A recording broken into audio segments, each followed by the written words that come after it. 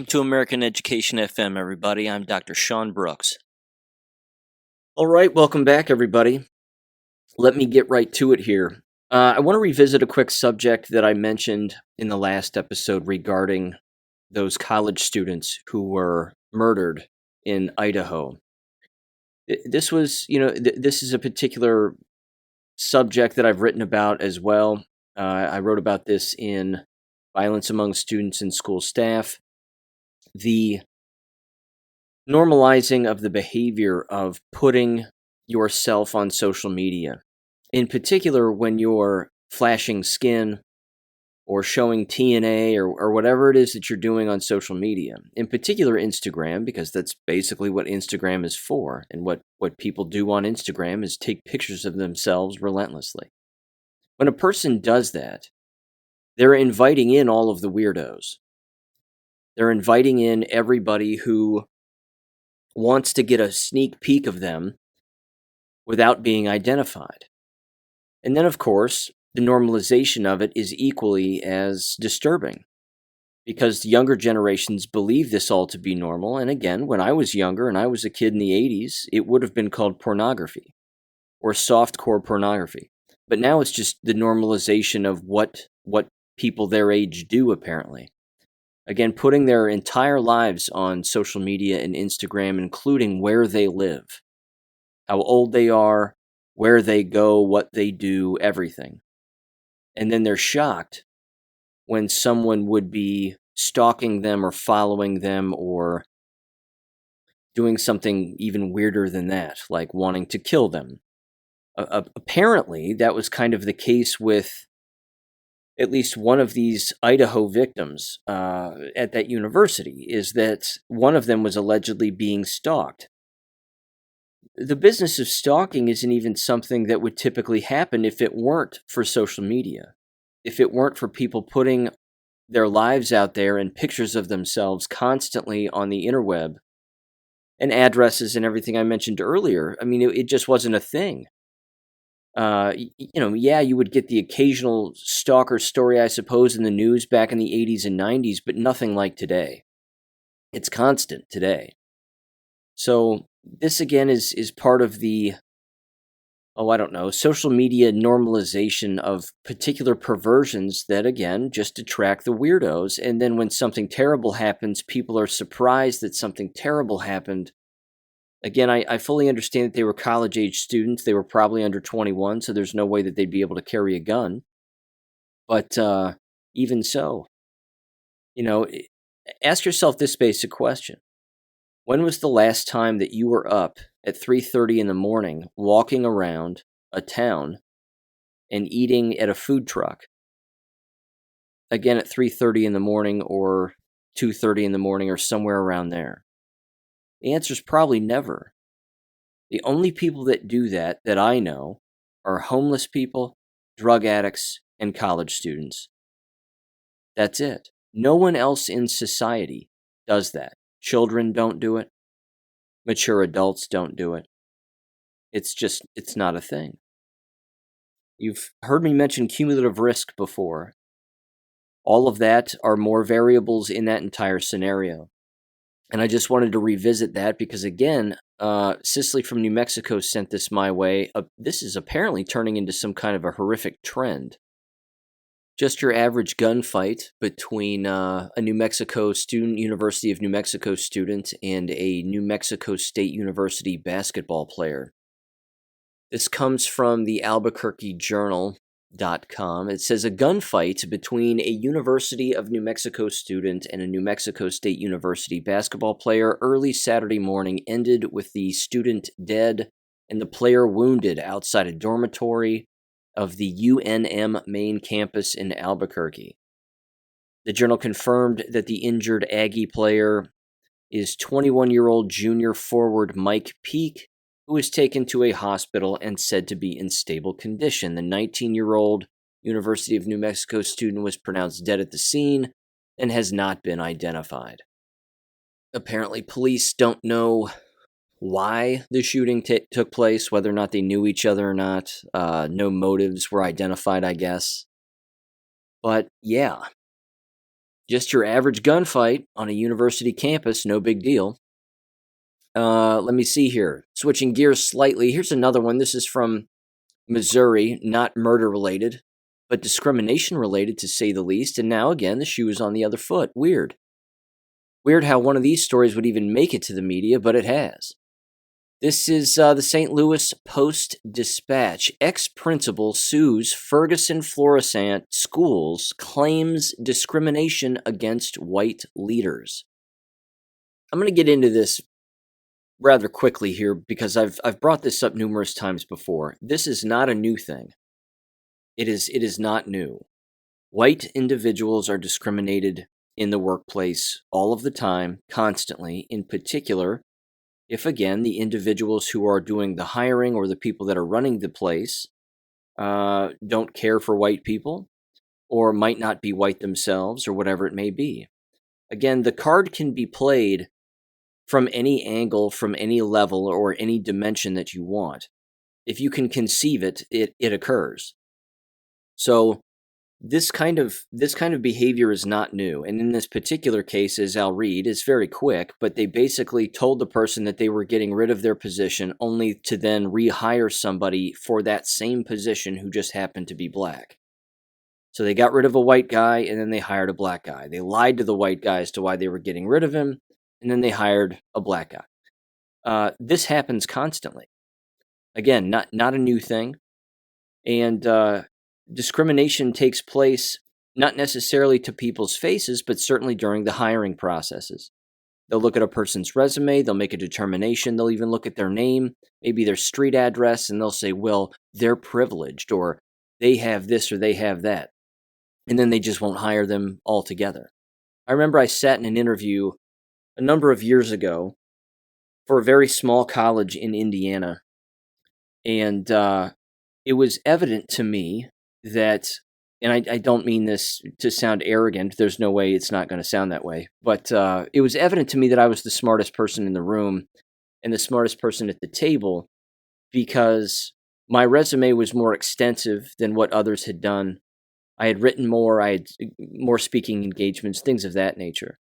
But one of the individuals who was engaging in this interview, 3 of which were black, I might add, who were employees there and worked there. They weren't running the interview, but they were a part of it, a part of the education department.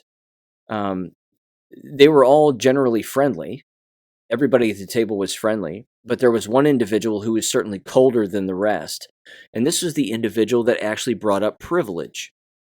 They actually used the word privilege. Well, we have some privilege here, and that's kind of a problem, and whatever. And I thought to myself immediately, I went, I don't want to work here. I don't want to work here. Because what was ironic about it, and this is where the left always caves in on itself, is she just got done talking about how, she basically got done talking about her own background. And she said, I went to school here myself. I graduated. I've lived here my whole life. And then they hired me. And now I work here, and now I'm in the process of helping other people helping this department hire other people. And I believe she was a academic advisor of sorts. And again, she used the word privilege without saying the word white in front of it. And I thought to myself again, did you hear what you just said about your own background? And you have the audacity to bring up privilege. You went to school here, you've lived here your whole life, and then they hired you. What's that called? The very place where you were going to school hired you when you asked them to hire you, and you applied to work there because you knew the place and you had a degree from there, and what's that called then? They just, they don't hear the words that come out of their mouths. They either do and they don't care, or they just assume that they're passing one over on people. And it's very bizarre to me, always has been. But I left thinking to myself, I was asked some pretty good interview questions. I always like that question that they ask you where they'll say, what was the last book you read? Or what are the last 5 nonfiction books you've read? That was an actual question, and I just blew him out of the water, because what was weird is that at the time I was reading 3 Eric Hoffer books all at the same time, and they didn't know who Eric Hoffer was.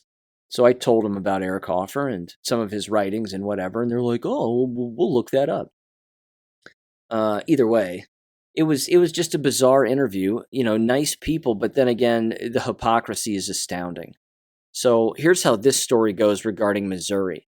It says a former principal sued the Ferguson Florissant School District this week, claiming he was discriminated against because he's white.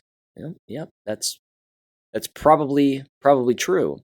What's interesting, I'm add one more thing here, is that he almost has to have stone cold proof that was the case.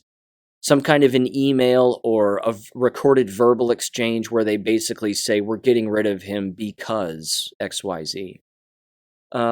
It says the following. Mark Weller filed suit Wednesday alleging that he was demoted and forced to resign as the district was undergoing quote-unquote systemic efforts to rid itself of white administrators, unquote. Weller worked for the district for 22 years, including as a teacher and assistant principal, before serving for more than 10 years as the director principal of the Mark Twain Restoration and Wellness Center, formerly the Mark Twain Student Support Center. The center is an alternative school program in Florissant, serving students in grades 6 through 12. Weller claims that he was demoted from director to a teaching position in March of 2021. According to the suit, he was told that his contract would not be renewed because his position was being eliminated. Then the district hired a replacement who was black. Weller took about a $55,000 pay cut in the demotion, forcing his resignation, the suit claims.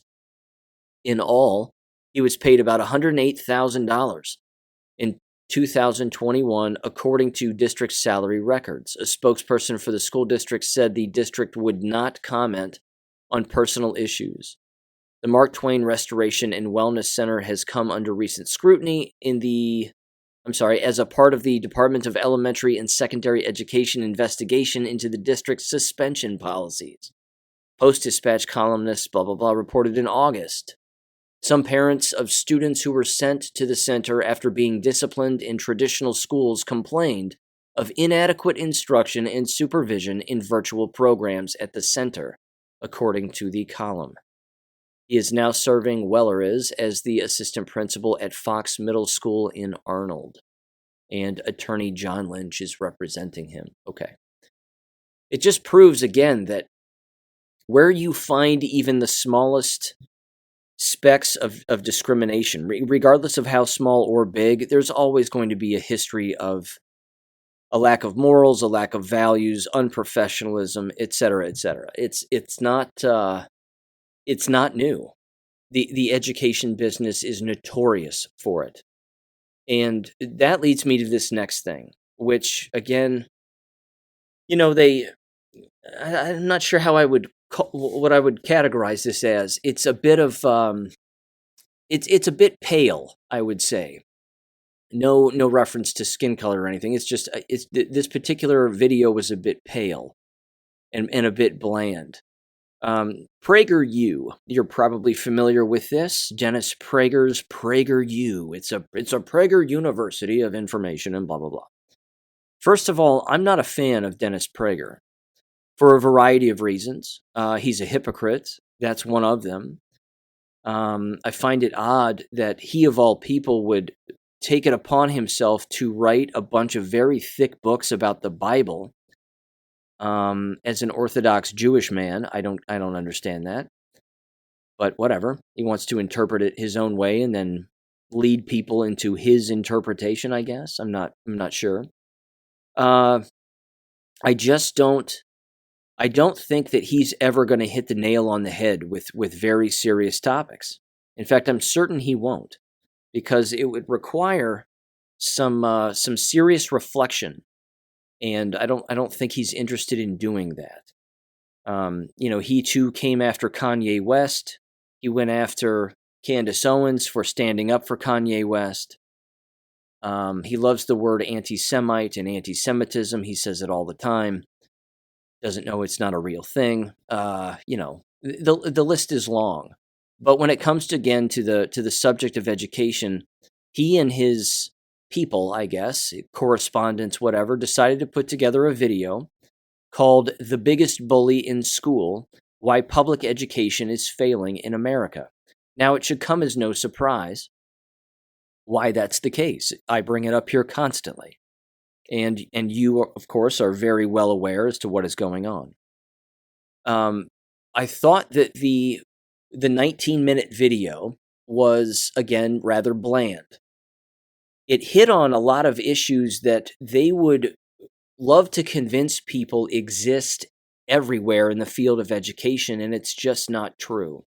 So it's the old yarn of bringing up tenure, and then the old stories of bringing up the rubber rooms, quote unquote, that would exist for particular teachers who were unionized and weren't allowed into the classroom because they were either bad or they were doing the right thing. And this is where they, again, make two of their mistakes right out of the gate. I'm going to play one clip, which is actually very good. And it has to do with teacher unions and how unions do not care about school teachers, parents, or students. And they have openly come out publicly, of course, and said so on numerous occasions. It is not their concern. They are political, they are money-based, and all they want is power.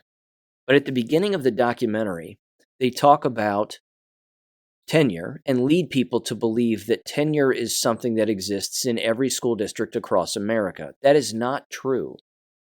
Not by a long shot. In fact, I would go so far as to say that tenure is in the vast minority of school districts in America. Most school teachers are hired on an annual basis, a year in, year out basis. And whether or not you're a member of a union or not, the illusion always exists that the union has your best interests at heart if you're a paying member of a union. That, of course, is not true either, and they mention that. But tenure is not one of those things that exists in many K-12 school districts across the nation. If administrators don't want to hire you, or there's a student shortage, it doesn't matter how long you've worked there. If you're, closer to the bottom of the list, so to speak, or you're on an administrator's shit list, you're gone. That's basically it. They can either move you from building to building or just outright cut you loose. And that tends to be the case. So I do understand that tenure does exist and that a lot of terrible teachers are tenured. And, as long as they don't have sex with a kid and show up drunk and with a needle sticking out of their arm, filled with God knows what, then they're going to keep their job. But there's also this misconception that those rubber rooms exist everywhere, and that's not true either. That's typically a New York City thing.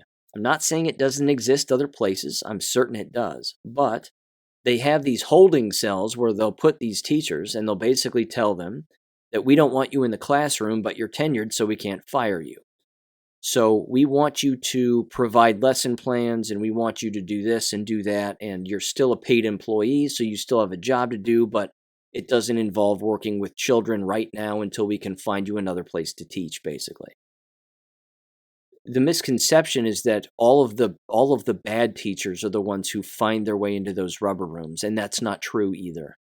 This is why Dennis Prager and those around him, and why a lot of these organizations in the quote-unquote alternative media never dive deeper and never objectively look at all angles. In those rubber rooms, what you will find in many cases are whistleblowers. You will find educators finding themselves in those rubber rooms because they have uncovered serious, serious crimes by either the union themselves, the administrators, the teachers, the district, whatever it may be. I remember a video from a number of years ago. I may have linked it in one of my previous books, as a matter of fact. I think I did. I think it's in Purposeful Deception. Whether the link still exists or not is another story, but it was a guy who had uncovered serious financial fraud and misspending from district officials, and he was tenured. And as a result of being tenured, they found out what he found out about them, and they put him in one of those rubber rooms. And that's where he stayed. He was making like $60,000 to $70,000 a year for basically just doing nothing on a day in and day out basis. He said he wasn't going to quit. He didn't have to quit because he didn't do anything wrong. And all he was going to do was use the time in that rubber room to uncover more information about the district while the district was paying him. And that's what he did. So, again, bless their hearts over there at the old Prager University, but they just don't get everything correct. And there's only so deep that they'll go on specific issues, and they certainly don't want to look at different angles because then it blows up their initial story or their initial point of view. Here is one clip, however, that proves how nefarious these teacher unions are. And I never paid into a teacher union when I was a school teacher. You've heard me say this in the past, that what they do with a lot of these school teachers is they immediately tell them that they have to be a member of a union. They just say, oh, it's for your protection and it's a good idea and whatever else. Meanwhile, they're just being robbed. They're having more and more of their money taken out of their paychecks, and it's usually for nothing. I mean, it just goes right into the union's giant bank account, where they receive copious amounts of millions of dollars every single year. But they are not there to protect teachers. They are not there to protect administrators. They're there to basically collectively bargain with school district officials, pat each other on the back, put cash in each other's pockets, and work with one another to maintain that system. That's essentially it. In fact, if I was to make a comparison, it's like the FTX stuff that we're hearing about regarding the cryptocurrency, money laundering, and all of that. The DNC, the Democrat National Committee, has been connected to that, but so has the RNC, the Republican National Committee, and Republicans and Democrats in Washington, D.C. I would go so far as to say that FTX system and all of that money laundering, sending money to Ukraine, and then it finds its way back into politicians' pockets, or fundraising efforts for their own campaigns. It's all done to maintain the dual party system, because the dual party system is on life support right now.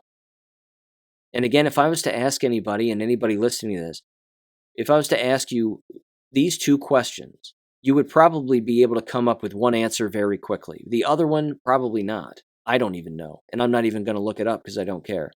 But here's the first question, who is the Republican National Committee president?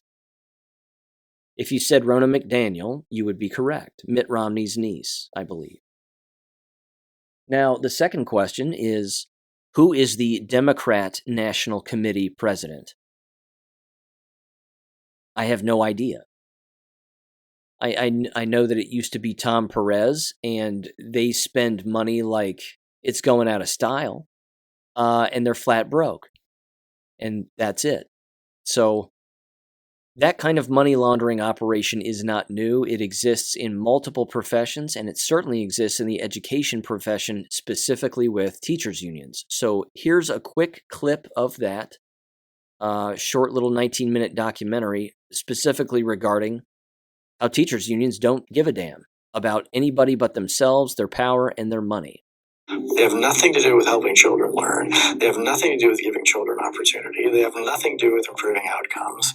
And frankly, it doesn't have anything to do with improving teacher pay or benefits. For the teachers' unions, it is about money and power. And we got an honest glimpse into this back in 2009. The top lawyer for the National Education Association for decades, he talked about why the union was effective. And he said, straight up, it is not because we care about children, and it is not because we have a vision of a great public school for every child. NEA and its affiliates are effective advocates because we have power. It's not because we care about kids. It's because we have power. It's because we have 3.5 million members who are giving us hundreds of millions of dollars every year. That's what we are. How are teachers and students affected by the unions, and why is this an important issue to be aware of? The teacher unions are the ones that are often making the decisions without the input from a lot of rank and file teachers, because the unions largely control most of the school boards in America. I think one of the things that a lot of people don't realize is the role that teachers unions played over the course of the pandemic. Now let's get in a time machine real quick. Let's jump in the time machine and go back to January and February of 2021. If you recall, that was the time in history when the shots had first come out. People were just now starting to take the shots. And school teachers were refusing to go back to work. In particular, in the larger cities like Chicago, New York, San Francisco, wherever. And they were not interested in going back because they thought that they were unsafe. So, who was backing their play? The teachers' unions were backing their play 100%. And that was a constant fight that was constantly occurring. I mean, you had, wrap your head around this level of irony and stupidity. You had, and I even included a picture of this in my last book. You had an individual who was working for the union as a school teacher, feeling unsafe to go back to school in a classroom with students, but they were healthier in inner city Chicago in February and January of 2021, sitting at a table outside in the snow in Chicago, where it's probably below zero, sitting in a metal chair at a table, again in the snow, with their laptop computer to basically prove, I'm going to work, but I don't want to go into the school because I think it's unsafe because of a fake illness that does not exist. Some airborne virus thing that does not exist, I am afraid of. But being out here in a snow blizzard in Chicago makes total sense to me, as they're wearing a mask outside. If that's not a Polaroid picture of the entire education apparatus in a nutshell, I don't know what is. It's a perfect example of just how dumb all of this is. And the individuals, again, that sign up to be a part of a teachers union and actually believe by just sort of, again, not only giving their own money, but they're giving over their mind to these corrupt organizations and basically saying, well, you tell me what to do. You tell me where to go. You tell me how to think. When you make a decision, I'll follow you no matter what. You say jump, I'll say how high. That's why they all dress the same. That's why when you see them being political activists, these school teachers, they're all unionized and they all dress the same. They all wear the same color t-shirt. They carry the exact same color sign, has the same words on it. These are NPC robots who are incapable of thinking. And the union loves it. They're paying for their own slavery and they have no idea. But the union loves it. Teachers' unions love that kind of stuff. Yeah, we agree. Let's all get in a room and applaud each other because we have it all figured out. They're the dumbest people that the business has to offer. Just the worst. So if you're interested in checking out that PragerU video, again, it's only 19 minutes long. It's not terrible. It's just not, it just doesn't go as deep as I would have liked it to. Anyway, it's called The Biggest Bully in School, if you're interested in checking that out. I just enjoyed that one quick clip, because again, they don't even care.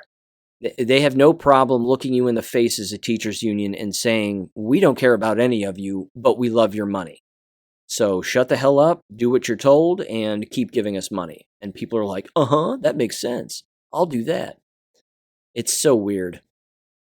Speaking of weird and frightening,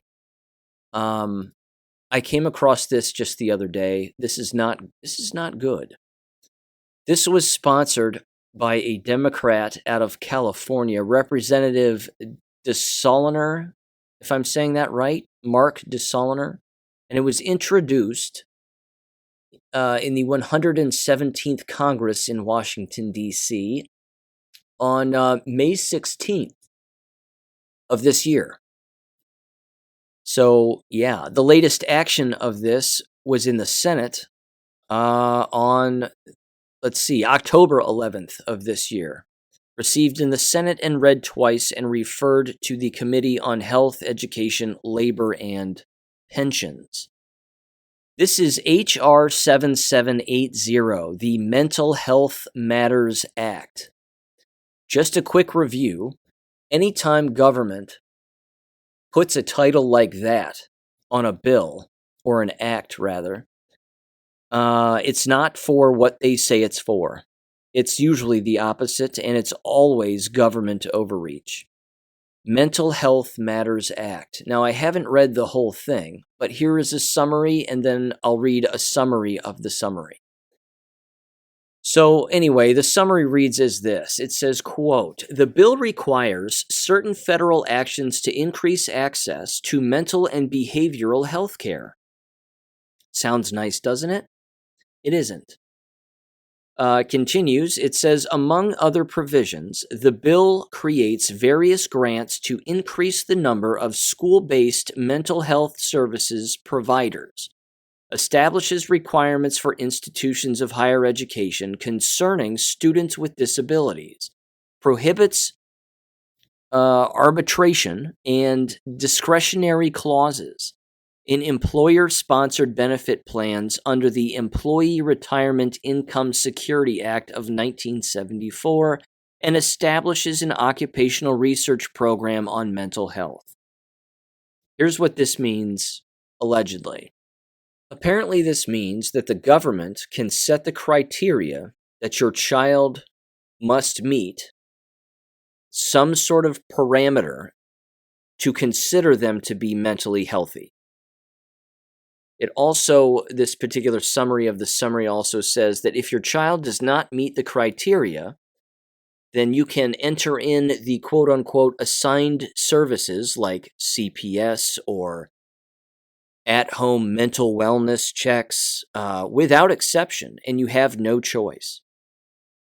And then it says, applicable to all students, whether they be homeschool students, private school students, charter, or public school children.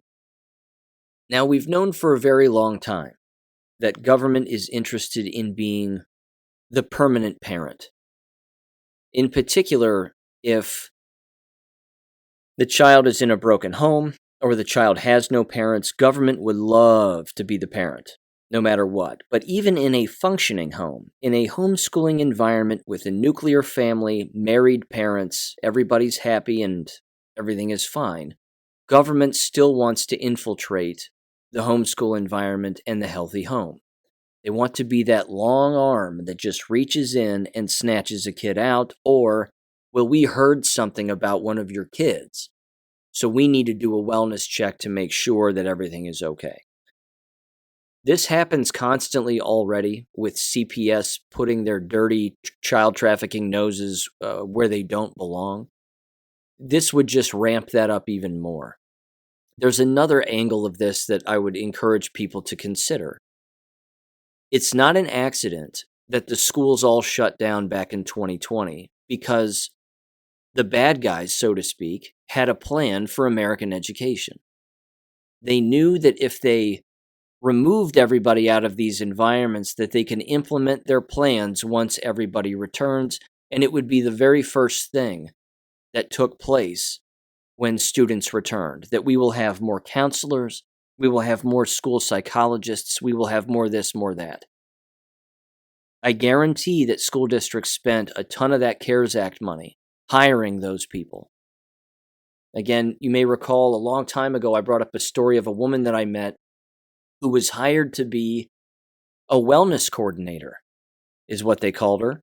She had a background in real estate, didn't have a single degree in education, had never been a school teacher, but she was a mother, and she was convinced that because she was a mother that was her qualifying factor, or the qualifying factor as to why she could be the district's wellness coordinator for health, well-being, and nonviolence, and anti-conflict, anti-violence stuff.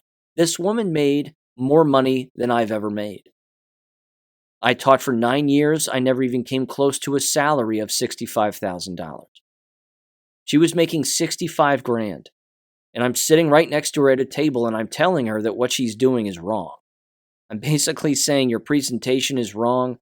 You're off base with what you're suggesting here.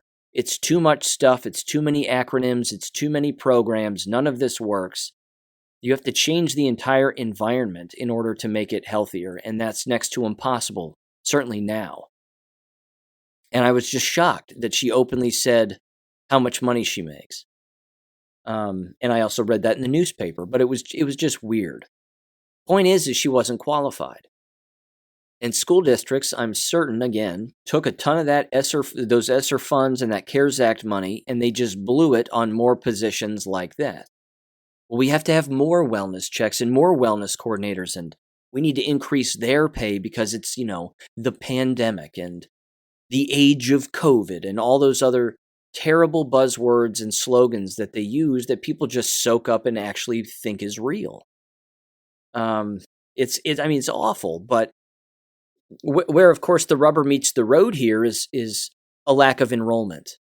And when there's a lack of enrollment in American schools, you have to trim the fat. And those are the positions that get cut. But what's happening? Right now, at least where I live, and I know this is happening lots of places, they're losing students and they're running out of money and their tax levies aren't passing. So they have to cut these people now. The very people that they believe are the most important inside of a school building. Because remember, as far as government is concerned, everyone is retarded. Everybody's retarded in a school. And we need more counselors, more special education teachers, more school psychologists because everybody's brain dead and everybody has underlying issues whether they know it or not. Listen to us, we're government. That's what they actually believe. They don't understand that there was a time in American history when those positions didn't exist. They weren't even around. There might be 1 or 2 counselors per building, tops. And they actually counseled. They actually had a background in mental health, and you would work with a child who, was abused or 1,000 other things, came from a terrible home, whatever it was. But that's not what they're counseling now. They counsel paperwork, and they're basically just another secretary to push paperwork on countless people. And then, of course, it's one quick phone call to CPS, and the kid disappears. But the lack of enrollment in these schools is what's causing these positions to be eliminated, and I love it. I think it's a great thing.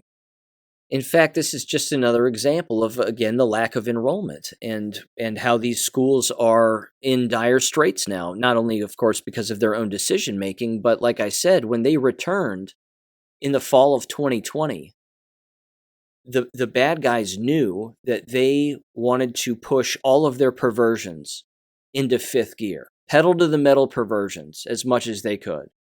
Perverse books, perverse curriculum. That's when the drag queen story hour stuff really blew up. You could pick a perversion, and of course there it is inside an American school. They were seeking to completely redesign the way that American education exists. The one equalizing factor, it is He-Man's glowing sword. In this entire thing, it's the lightsaber, it's the, whatever weapon that cannot be stopped you want to describe, is a lack of enrollment. When you leave these environments, it doesn't matter how many perversions they push, the place will crumble to the ground. And someone on Gab who listens to the show tossed this my way. Thank you for doing so. This is from back in September, at the end of the month of this year, and it is titled, Marin School Enrollment Plummets, and then report. It says the following. Enrollment at Marin's public and charter schools has fallen 10% over the last 3 years, the Marin Independent Journal reports. This is from California. It says the following: Marin public and charter schools have experienced a precipitous enrollment drop since the start of the pandemic. Wasn't a pandemic. The Marin Independent Journal reports the county's enrollment has fallen approximately 10% since the start of the pandemic, according to the report. Enrollment fell from 32,374 at the start of the 2019-2020 academic year to 29,288 at the start of the 2022-23 academic year, the report said. Several districts have seen even more pronounced enrollment declines, according to this report. Reed Union's enrollment has fallen 25% since the start of the pandemic, and Mill Valley and Larkspur Court Madeira, if I'm saying that right, are down 19 and 18% respectively, the report said.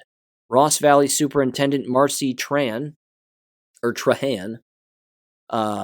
that's how you say it, whose district saw a 17% enrollment decline, attributes around half the decline to, get this, families relocating, according to the report.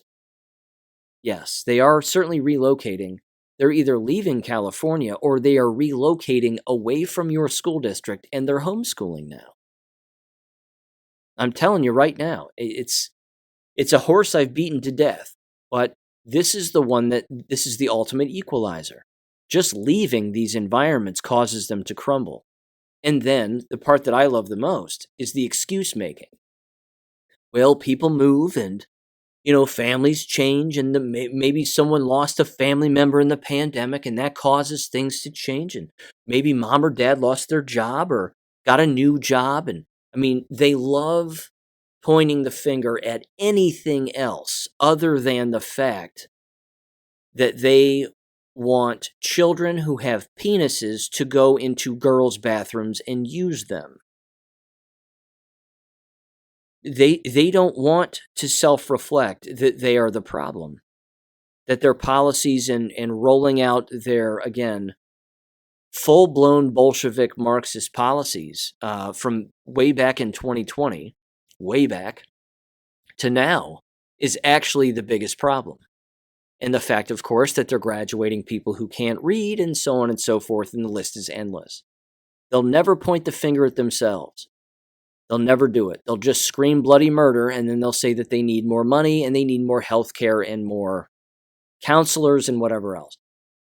These environments would love nothing more than to just be mental institutions. That's really what they want to do. Again, look at all the undercover videotapes, so to speak. I use the word undercover loosely, but the videos that students have taken over the last 2 years of their teachers talking politics in the classroom. These are not mentally sound people. They're not mentally stable. And now they're jabbed. So that's the ultimate equalizer in this collapse as well, and they don't know that either. So I just wanted to mention all of those things because, again, this is sort of the ever-present equation that just continues to be drawn out and continues to exist regardless of all of the other things that are taking place right now. And there's plenty going on.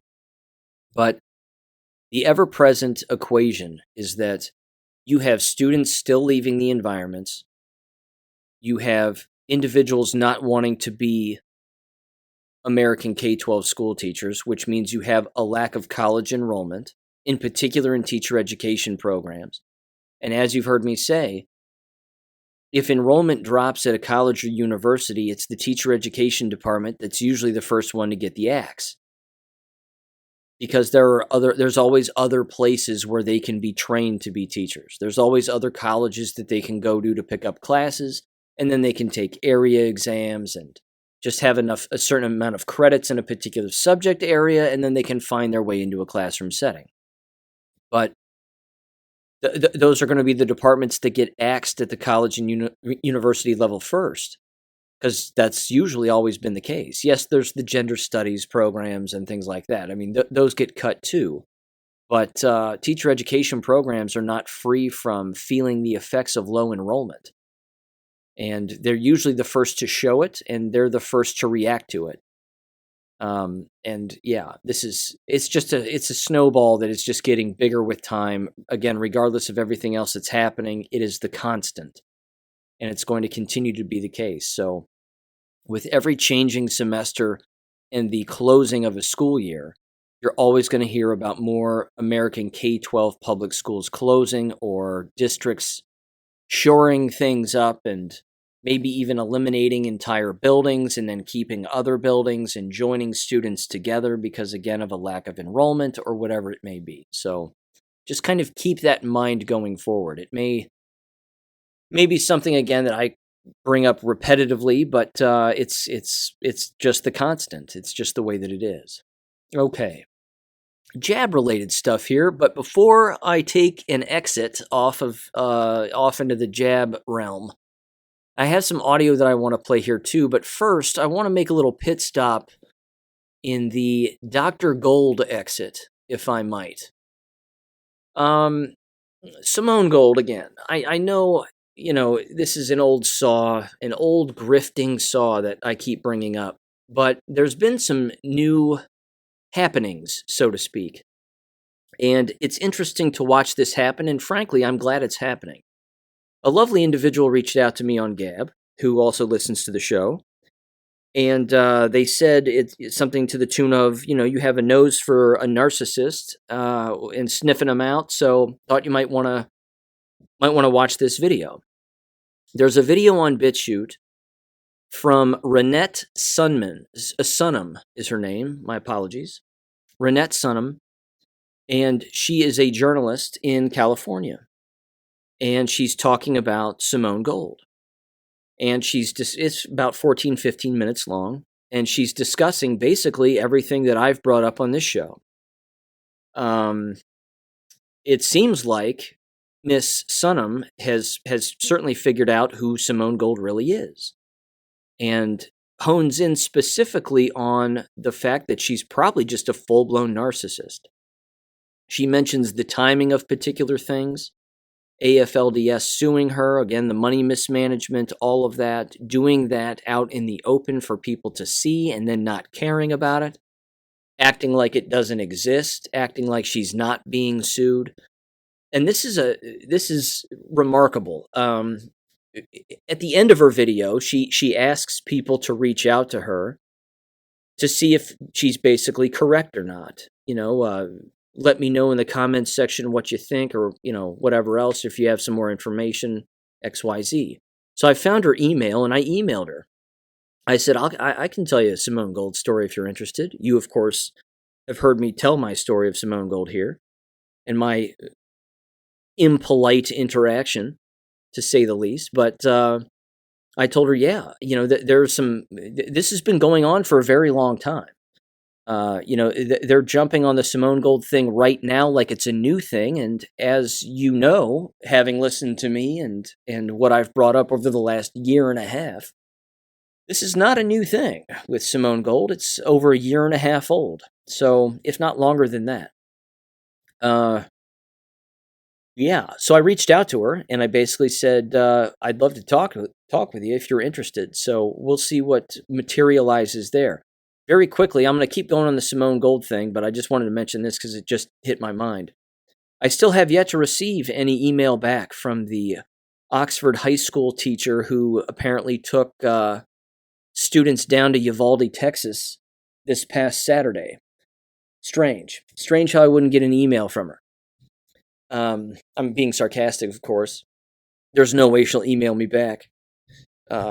She's delusional and believes things that are not real, so that's that. But either way, if she does email, trust me, I'll read the response on the show here. Okay, back to Dr. Gold. This is the narcissistic aspect of Dr. Gold also, is that she continues to post on Gab. And if you're not on Gab, that's fine, but I would encourage you to find her page on Gab. And you don't have to have a Gab account to, at the very least, read some of her posts and then the comments below. And this is the funny part. This is why I love Gab. You cannot escape your own illegality. You can't. You can't be a hypocrite and be on Gab and not get roasted in the comments section. So Simone Gold will make a post on Gab as if nothing has happened, as if she's not being sued, as if we don't know what's going on. And then you open up the comments section or the replies section underneath one of her posts, and she's just getting shredded. The comments and the posts are all, "You're a criminal, go back to jail, you belong in jail, you're a grifter," and then it's people posting, the lawsuit and the Stu Peters thing. I mean, it's just, it's just great. It's great. And this is, I've torched her on there too. I've said, we got to get you off of Gab. Gab doesn't need any more grifters. Get off of Gab, get out of here. Go back to Twitter, wherever the hell you came from, and, whatever else. But either way, she thinks she's getting away with it, and she isn't. And she can, choose to be as delusional as she wants. She's not going to be able to escape this one, I don't think, unless, of course, there's corrupt judges involved and other corrupt lawyers involved and whatever else.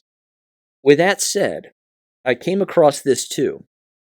I watched the most recent episode of the 5 Docs on the Critically Thinking channel on Rumble.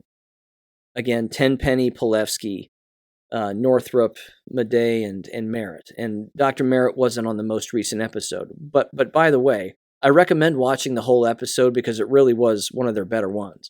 It was very good. They were organized and they were talking about the same kinds of stuff, and it was an informative episode. And I'm going to play a clip from it here in just a minute. But at the beginning of the episode, they got into Simone Gold. They actually went after her, and I'm glad that they did. I mean, they were talking about, again, these grifters are out there. There are people who are seeking to delegitimize the movement, and they brought up a couple of things, which even Renette Sunham brought up, which was either Simone Gold is in it to make money and profit from it by just being very repetitive and telling her stories and expecting everybody to believe them and whatever else. Always playing the victim, because she always does. I was a doctor during the pandemic. There wasn't one. There was no pandemic. But either way, they get into her and they say that she's either in it for the money or she's in it to purposefully sabotage the medical truth movement so that it creates a nefarious story about her and other people associated with it to delegitimize basically everybody else who's really telling the truth. I don't think Simone Gold is that smart, doctor or lawyer or not, okay? We've all met dumb doctors and we've all met stupid lawyers before. I would go so far as to say they're some of the dumbest people on the face of the planet, no offense to the good ones that are out there, but you get what I'm saying. It's certainly within the last couple of years. I don't think Dr. Gold's that bright. I don't think that I think she's conniving, but I don't think that she would play 5D chess like that. Somebody else might be using her to play 5D chess with us and get one past us, but I think she's just flat out in it for the money and playing a victim as much as she possibly can. And like I said, way back before she even went to jail, she gave a small little snippet interview in the atrium of some building someplace, and she was talking about, again, how she was going to write a book while she was in jail. So as soon as she gets out of jail, she finds herself on that Reawaken America tour with Clay Clark. Now, me personally, I think Clay Clark is also a grifter, without a doubt. This dude asks for hundreds of thousands of dollars. He's constantly asking for people to donate money to him and the Reawaken America tour as they travel all over and basically tell people things that you could find out for yourself for free. It blows me away. I mean, they're snake oil salesmen. They come into a town, we got the cure for what ails you. And then, come to the back of our wagon and buy this elixir and whatever else. And then they flock to these events like I don't know, self-important somethings, but it's disgusting to me. And sure enough, standing on the stage behind the lectern, Simone Gold is joking about being in jail and how she had time on her hands when she was in jail and had time to write a book. So you can just read about the truth about January 6th and her January 6th experience in her new book that will be coming out. In fact, I'm going to play that audio in just a second here, but even Dr. Northrup, bless her heart, I really enjoy listening to her talk. She brought up Simone Gold again in the most recent episode of the Five Docs. She said, I don't know why in the hell Simone Gold would go into that building on January 6th and give a speech of some kind. I don't know why she would do that. Dr. Northrup said there were lots of people there. Clearly, it looked beyond dangerous. And there were a lot of people who were there who were affiliated with lots of other groups and organizations, and they're going, we're not going in there, no chance. We're not going in there. Now, you've heard me say that Simone Gold herself said, and she's a liar, that she just got caught up in the crowd, and the crowd just pushed her into the building, and there was nowhere for her to go. That's a lie, because that's not what she said back in June of 2021 when I saw her speak live, and the same again the very next month. It's just not true. None of that happened. She purposefully went in there to give a speech because her stage was taken down outside where she was apparently supposed to give a speech, and she openly said, I can't think of a more patriotic place to give a speech than inside the Capitol building. So in we went. She's a liar, and she's trying to rewrite a story because, again, she's a lawyer, and that's what lawyers do. They rewrite stories as best they can so that it makes sense to them, and then it'll make sense to the public, and then they sell it. And basically don't buy this crook's book under any circumstance. I'm sure the whole thing is just filled with lies, whatever is in it. Not to mention she was selling her first book for $100. I mean, Jesus, who does that? It's beyond insane. Anyway, here's a clip of her. In fact, I'm going to read these comments because this is funny. I'm going to play this clip of her, but first I'm going to read the comment that she typed out. Again, this is the language of a narcissist, without a doubt. She's not well. This is what she wrote on Gab above the clip, and I'm going to play the clip, and then I'll read the comments below it. She wrote, quote, "Do we know anyone who has been in prison for a misdemeanor? Well, you do now. I was caged in a horrific isolation cell, and I would not wish that on anyone. There are still J6 defendants in jail on pretrial in America. This has to end." And then here is the clip in 3, 2, 1. The full truth about January 6th and my experience will be revealed in my upcoming book. But as I had a little time in prison, so it's all in the book.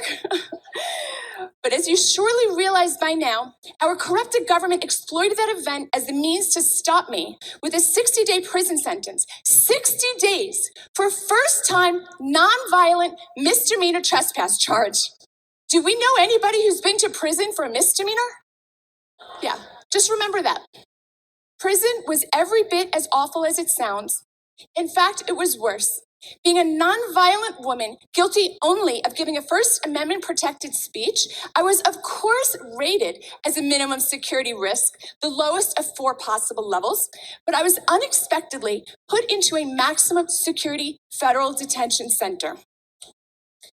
I was caged, essentially, in a horrific solitary confinement unit meant for extra punishment under the guise of COVID quarantine. Tiny isolation cell. 8 days of suffocating misery. It was so terrible that once past it, my brain has kind of detached from the memory as a survival mechanism. But it's terrible. I would not wish isolation on anyone. And we have to remember that there's still J6 defendants in jail, pre-trial in America. Anyway, the entire experience, from the abuse of a viciously inappropriate FBI SWAT team assault during my arrest, it was very, very aggressive, to the grueling year and a half that pummeled me into taking a plea and then into prison, was so exhausting and painful, yet I overcame it and I found victory on the other side. Right? That's right. We really can become champions, even against tremendous odds and horrendous persecution, if we understand and choose to do what we know is right, what is righteous. Barf. Barf. God, I'm playing the world's smallest violin right now. Can you hear it? Ear, ear. She is the worst. Her voice alone. I'm a doctor and a lawyer. We get it. We get it. Now go away. Go away. Again, the lapdogs that are just lapping all this up, it blows me away. I'm shocked that anybody gives her 2 seconds of time. I mean, I'm doing it because it's easy and it's fun, but you know what I mean. Actually supporting this monster. Okay. Here are the comments. 67 replies. Are you ready? These are categorized from the most liked all the way down. It's it's remarkable. Here's the first one. It says, quote, "What's the jail term for stealing $3.4 million from your organization, Dr. Gold?" And then there are 2 replies to that. It would be nice if Dr. Gold actually addressed these charges. And then another one included the story. Internal strife at America's frontline doctors. Simone Gold accused of misusing money. The next one says, "Dr. Gold, you're an amazing woman, doctor, attorney, and incredible patriot. You are a real American hero. Thank you for sharing your story. Blessings." Here's the thing. How does that person make that comment after reading the previous one? Or did they read the previous one? It's amazing. Here's the next one. 2 years is not pre-trial. It's being presumed guilty and punished without trial. Blah, blah, blah. Okay, whatever. The next one says, "You're a thief." The next one says, "Many people see your actions as heroic and history will see it the same. Thank you for your determination and your fidelity to your oath." Again, right above that comment, it says, "You're a thief." So you can see the division here.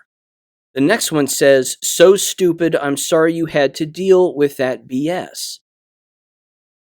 Another one says, "It goes against everything to hold them without a trial, blah, blah, blah." The next one says, "Thank God someone with a platform is addressing this. Where was Trump when you needed him? You are a hero for what you've done, but our weak, selfish leaders aren't doing enough, blah, blah, blah." Another one says, "Dr. Gold, you're our hero." Then the next one below that says, "Didn't you steal a bunch of money to buy yourself a multi-million-dollar home?" Yeah. Again, this is the part of this where people are confused. Another one says, "You're Jewish." It just keeps going. It keeps going. Numerous links again to her scandal and other things. Another one says, "You're a badass, blah, blah, blah." Look, it's backpatting. It's just backpatting nonsense. And you've heard me say it's false equivalency. You cannot have those 2 comments make sense for the same person at the same time. You can't call them a hero and a thief in 2 consecutive comments. It's ridiculous.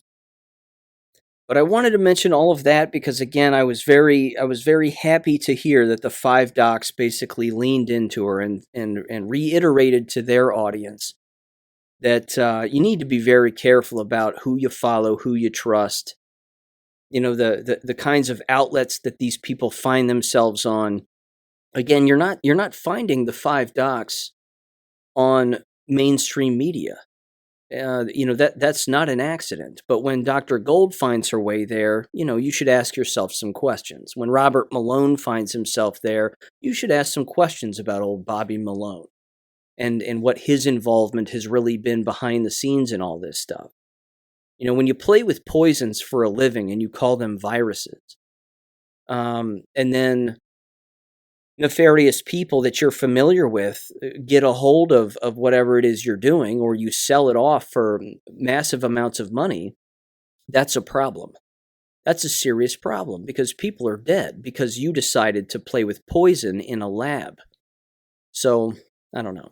I could keep rambling about it, but I do want to play now this one clip from Dr. Northrup in that episode. And she's bringing up something that is happening nationwide. And this, too, is going to be the ultimate equalizer, in particular for the nursing profession, the medical profession, and hospitals in general.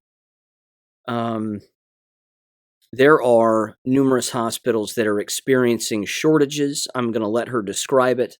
But there's also numerous hospitals, of course, that are experiencing those shortages because they are jabbed as employees. And the employees themselves, of course, are seeing patients come in who have very serious issues related to being jabbed themselves, and so on and so on. So give this a listen in 3, 2, 1. By the way, I heard today from Jim Thorpe. His brother works at Sparrow Hospital in Lansing, Michigan, and he used to, in radiology, be reading 160, 200 X-ray studies every day. And now it's down to 70. They don't have the staff. There's no nurses. This is one of the big trauma hospitals. It's like there aren't any people to hire. Where was this, Chris? Sparrow Hospital in East Lansing, Michigan. Oh, wow. So I think that here's what we're going to see. We are seeing the dissolution, the crumbling of the old control system. So whether these lizards like it or not, Klaus Schwab, Noah Harari, whether they like it or not, we are creating our own system. And I'm finding, as you said, Carrie, that the circle of trust is smaller and smaller and smaller. Yeah. So I think throughout history, consciousness has always shifted on a microcosm level and a macrocosm level. And I truly feel that the consciousness that's shifting now is away from looking outside of us for saving, rescuing, fixing, making better, taking care of, to inside, finding our own agency, understanding our own intuition, relating to each other from a place of not tyranny, which is stop that, go away, get over there, be good, which is tyrannical, to a place of, I need you to stop that. I'm not going to let you do that if I'm your parent, where we're actually speaking in relational language to each other, to ourselves, where we stop this taking orders and giving orders. We have not had a government for decades. We have had a tyrannical system in the United States for a very long time. It has been disguised as a government. It's been paper pushing and special interest pushing and Supreme Court rulings to allow special interests to have singular votes. It is time for the tyranny to stop, where outside becomes a reflection of the agency that we honor on the inside. If we want that tyrannical relationship to stop on the outside, whatever that means, it is mandatory. It behooves us to start changing the way in which we relate to ourselves and the way in which we relate to each other, and where we get our support and where we get our answers must come more from inside. So that's reflected on the macrocosm. And that's how we'll shift this consciousness. But waiting for Trump and waiting for this one, waiting for that one, I'm sorry. It's got to come from inside. Just has to. I agree with that. First of all, regarding Northrop's comments, that has to be happening in endless hospitals all over the United States and all over the world. It has to be. There's no way that that's just occurring one place. Regarding Dr. Pilevsky's comments, again, I agree with him. You know, those Q drops and those Q posts didn't say sit around and do nothing. That's not what it meant. It meant that there are multiple wars going on. Lots of wars. Physical wars, spiritual wars, you name it. And those wars are occurring at different levels. Interagency wars, wars within, again, just people within government and within specific positions, military, you name it. And then, of course, there's all the stuff that we might be experiencing at a local level, again, whether it be in the field of education or our own jobs or families or whatever it is. There's lots of different things going on, but I didn't read anywhere where it said just sit around and don't do anything. Just sit around and wait for someone to save the day. We have all we need, and they agree with one another on the 5 docs, and they're right. We have everything that we need. We have the tools at our disposal. We just have to keep sharing what those are, and sharing those ideas, I think, as best we can. And if people walk away with one little nugget of truth or one little point of view that might open them up to something, then that's great. In fact, I'll give you a quick example. And it sort of proves, again, that a lot of people are quick on the draw when it comes to criticizing individuals without having the entire story. I made a comment about, again, back to Dr. Gold real quick, I made a comment about Dr. Gold on Gab.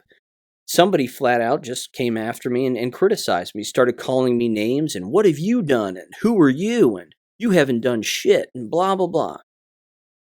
And, all I did is I thought to myself, all right, that's fine. This person has no idea what I've done, and they don't know who I am, and they just think that I'm some anonymous person on a social media platform criticizing people without having any facts behind it. Even though in my comment, I clearly linked or in one of the previous comments, somebody linked that Stu Peters interview with the AFLDS whistleblower. So, again, you have information to absorb first before you start slinging arrows.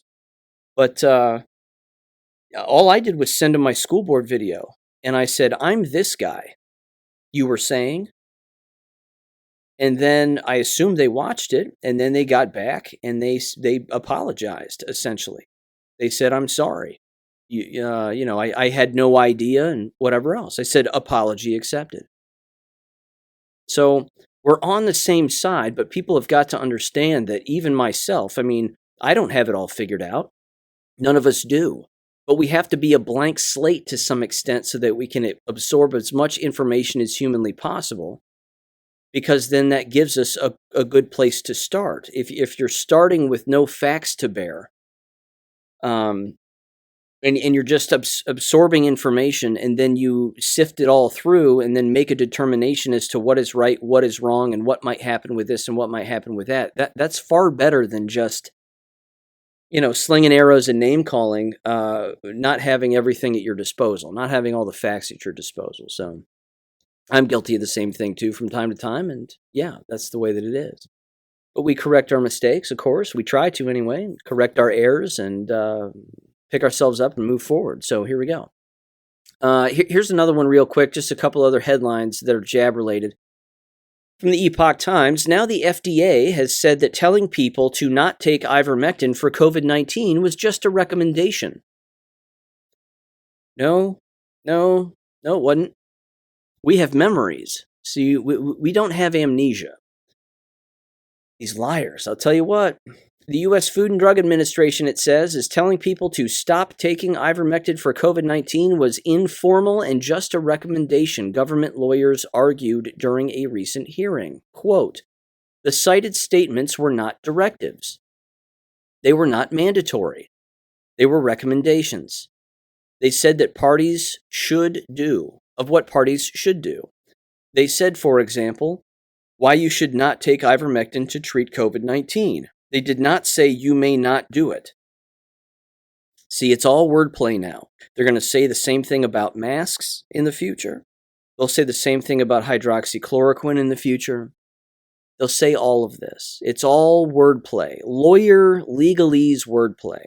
We never said you had to. We never said you couldn't ever. It was a recommendation. How many times have we heard that word recommendation? School districts took recommendations and they took it to be fact, scientific fact. Wear a mask, isolate, quarantine, take these faulty tests that don't do anything, lock these children in these padded rooms all day long because Billy or Sally just accidentally coughed once, so they might be ill. It was a recommendation. We didn't make it mandatory. I'm telling you, no amnesty for these people. None. Zero. We should give them no quarter going forward. Speaking of going forward, the enemy, ladies and gentlemen, is going forward. This was from Twitter at Bernie's tweets at Bernie Sawforth. The G20, that meeting with all those satanic losers, have signed a declaration which states that vaccine passports will be adopted to facilitate all international travel. This means any vaccination the WHO determines you should have, changing your rights and freedoms forever, silence from the media. And it says this, quote, "We support efforts to strengthen prevention and response for future pandemics that should capitalize and build on the success of the existing standards and digital COVID-19 certificates." See, that's what COVID stands for. Certificate of Vaccination Identification. Artificial Intelligence 1.9. Thank you, Kim Carter, for pointing out the 19 portion of it. But yeah, they're openly telling you. I mean, they're openly saying what COVID stands for. This is your digital vaccine certificate right here. Just a couple more headlines here, and then I've got a little post from Australia that I want to read having to do with the church's involvement in all of this, because the church is involved.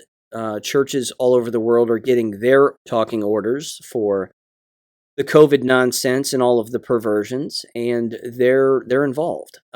This comes from The Guardian. It's titled, "Europe Faces Cancer Epidemic After Estimated 1 million Cases Missed During COVID." Report says 100 million screenings lost because of pandemic, which had chilling effects on research. No. Although, well, that could be positive, or that could be possible, rather, but the shots are causing the cancer as well, so let's not kid ourselves on that. Two headlines here from the expose. This was from November 18th. Deaths among European children aged 0 to 14 have increased by 552% since the emergency use authorization approved the COVID vaccine for kids. Yeah. It says, on the 28th of May, 2021, the European Medicines Agency extended the emergency use authorization of the Pfizer COVID-19 mRNA injection to children aged 12 to 15. 6 months later, they extended the emergency use authorization to 5 to 11-year-olds.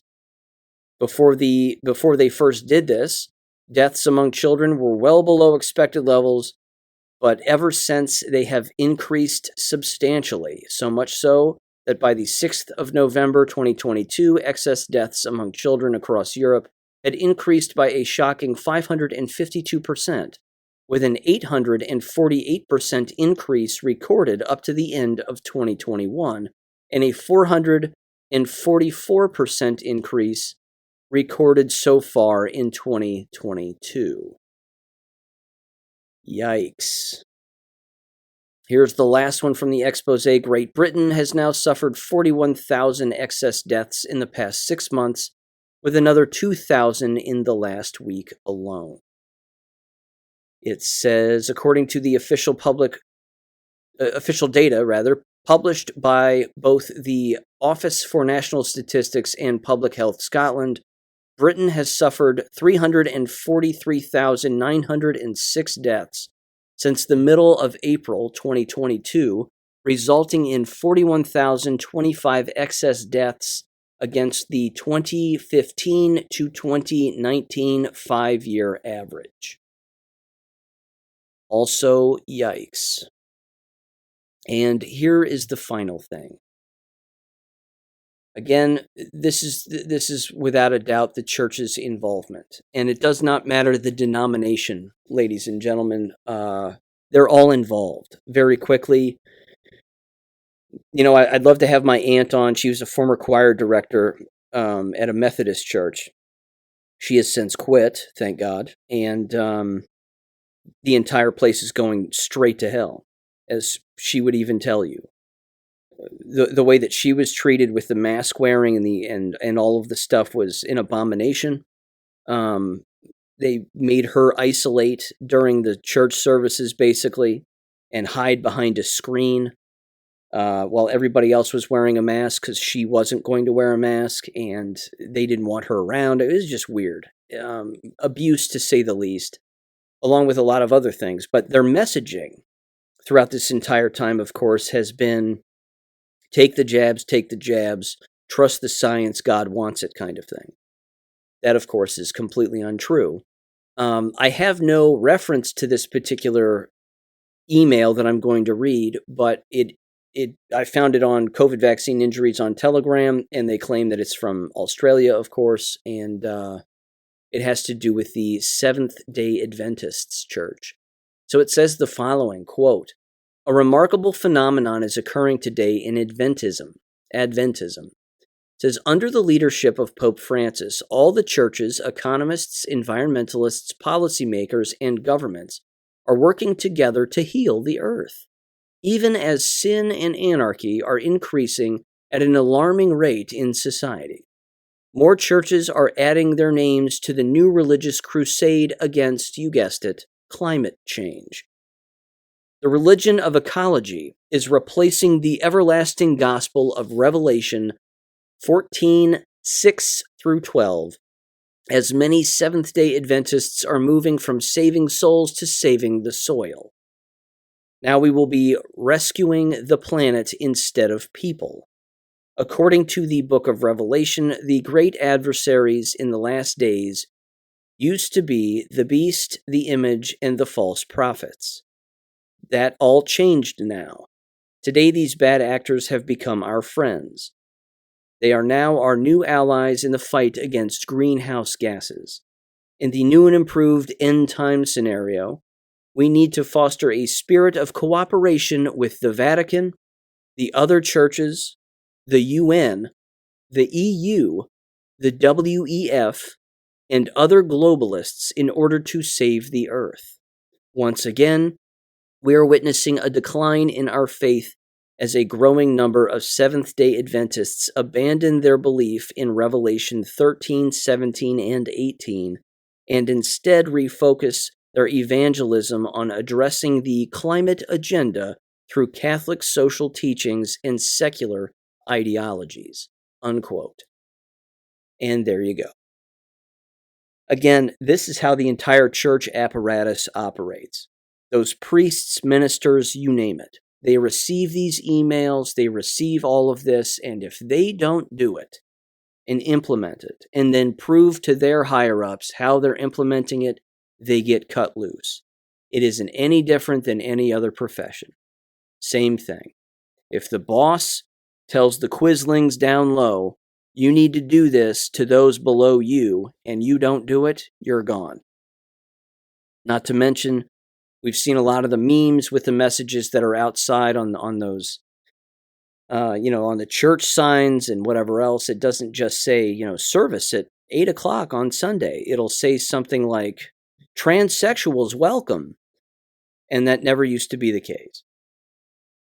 But I'm telling you, all these old corrupt systems are doubling down. They all got their talking orders. They got their running orders. They got all of them. And it was way, way back. This was This was pre-planned 100+ years ago, and that's putting it mildly. But 2022 or 2020 rather ushered the whole thing in, and they've got their orders and they're not backing down.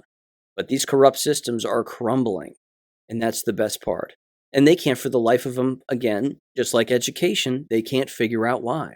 Can't figure out why you don't have a flock anymore. Can't figure out why people don't want to give the church money anymore.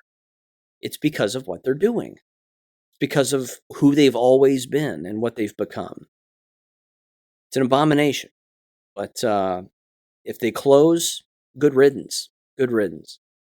Okay, ladies and gentlemen, it's Thanksgiving week. There will be an episode on Wednesday. There will not be an episode on Friday. Thank you for listening, and I'll catch you on Wednesday.